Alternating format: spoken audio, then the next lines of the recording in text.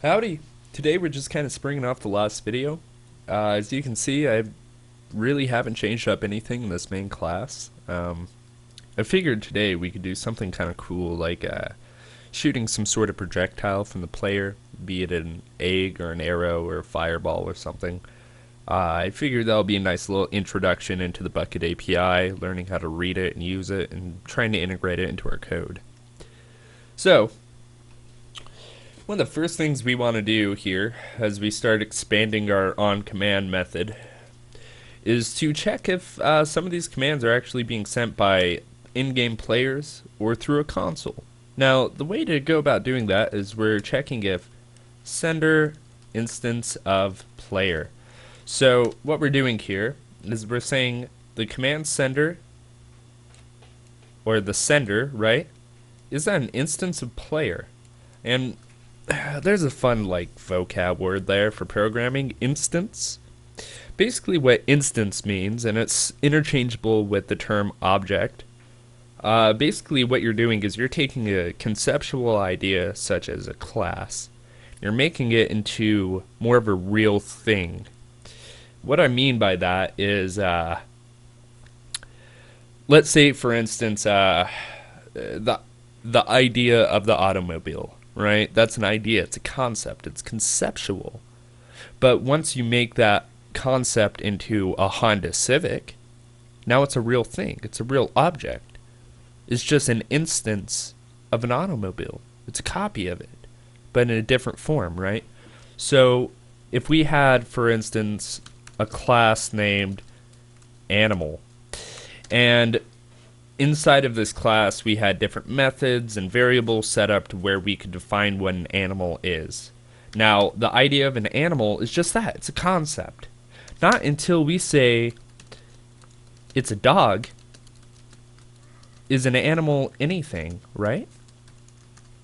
So this is creating an instance of the animal class, right? We're saying a dog is a type of animal, and we're creating a new animal. So animals in itself it's an idea. Dolphins and frogs and dogs and cats and all of that, that's what makes animals a reality. And the fact that they belong to an animal kingdom, that is an idea. So what we're doing here with the player is we're saying we're creating a real life concrete object named lowercase player out of a concept that is the in-game player.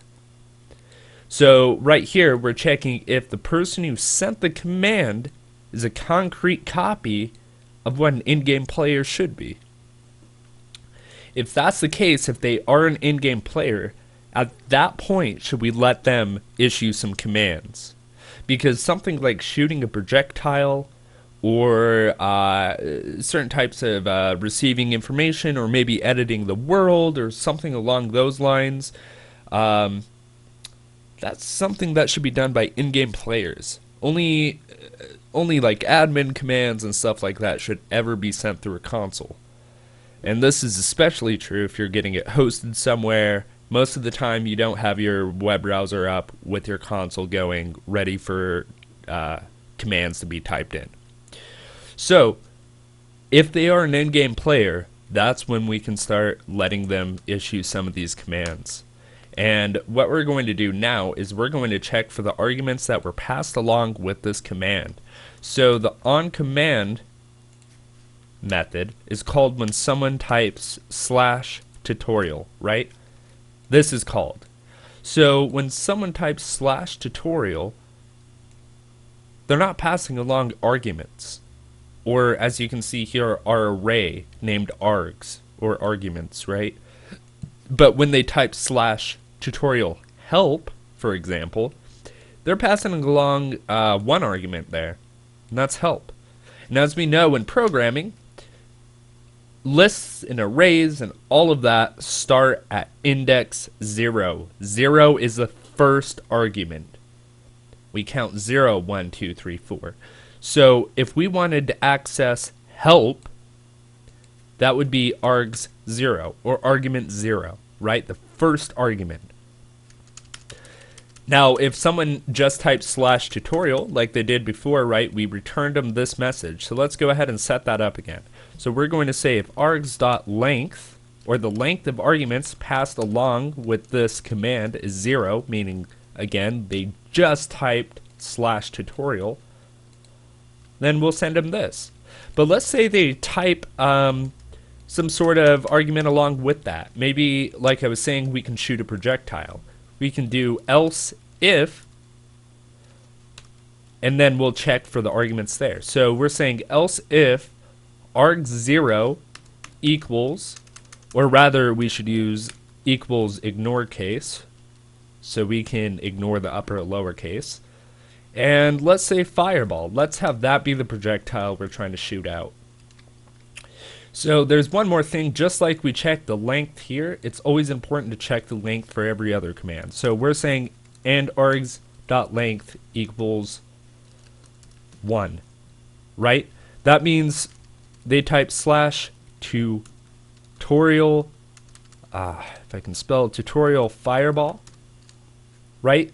The first argument, or arg0, is fireball, and the length of arguments is just that, one argument. Alright, so for the code we need to actually launch this fireball from a player, let's go ahead and refer to the Bukkit API. Now again, you can find this by Googling it, just Bukkit API, it should bring you to the latest version. And we're going to scroll down here on our class list and look for something called projectile and projectile source. So here's projectile source and projectile. Now, we're looking for a method called launch projectile. So what that does, if we can just read it right here, launches a projectile from the projectile source, which the projectile source will be the player today, right? So we have to go shoot, or we have to go find a projectile. And so you can see, so launches a projectile. If we hit that, brings us to projectile. So I figured we can use, there's large fireball, small fireball, dragon fireball, regular fireball. So we can just bring in regular fireball, and that should be just fine. So we're saying player, right, the projectile source dot launch projectile. That's the method we want to launch a projectile, right, from projectile source. And then inside of those parentheses is where we type the type of projectile. So as you can see, it's asking for those arguments. So what we need to do to be able to launch a projectile, if we come here, you see we're looking for the class, right, of the projectile. So what we're doing is we're not creating necessarily an instance of fireball. We just want to shoot that directly. So we can say fireball.class. And see it's pulling in org.bukkit.entity.fireball, which is exactly the class we need for this. So let's see. We're going to import fireball, and launch projectile is an extension of the projectile source class, which incorporates player. So now when someone types /tutorial fireball, shoots fireball. How great. Pretty easy, huh? So we'll go ahead and save this. Right click on your project.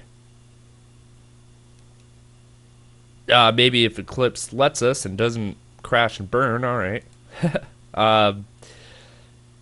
Alright, so we'll export as a jar file. As you can see, mine's set up to my desktop. And as we were talking about in the last video, normally you would just drag and drop that right into your plugins folder inside of your server folder. However, mine's hosted, so what I will do is I have my server folder right here on the right side. I'll just go ahead and drag and drop tutorial in there. That should override our old one. Great. So if we come to Minecraft, and again, you should restart your server entirely, but this is a bit of a test server, so I can just say /reload. And I'll reload our plugin for us. If we type /tutorial, once it's reloaded, there we go. And see, now that base command works. And if we type tutorial fireball, that new command we just set up shoots fireball. How great is that? That was awesome. Oh, something's on fire. Alright, so I guess that's what fireballs do. Great. Well, that's the end of the video. You can launch any number of projectiles with that same kind of code here. So instead of fireball.class, you can pop on here and read through any one of these projectiles. I think outside of maybe one or two of them, actually. I know llama spit has to be generated just by llamas. But you can play around with these, see what you can and cannot shoot. In the next video, most likely we'll start, I'll show you kind of how to use hash maps. We could use those for, let's say, Fireball was some sort of spell and you were making maybe some sort of RPG plugin. We can create a hash map that will actually track the time for us and disallow players from entering certain commands before a certain timer's let off. Anyway, that might be another fun one. Kind of show us, again, more about the Bukkit API and how to integrate some of that into our code. Well, hey, thanks for watching, everyone. I hope these kind of help you guys out for any beginner programmers out there. I know for more experienced guys, watching videos isn't necessarily the way to go, and I feel you there. But for some of those kiddos out there who want to learn how to code, Minecraft is a great medium for it, and I want to help those kiddos out. Well, anyway, thanks for watching. See you guys.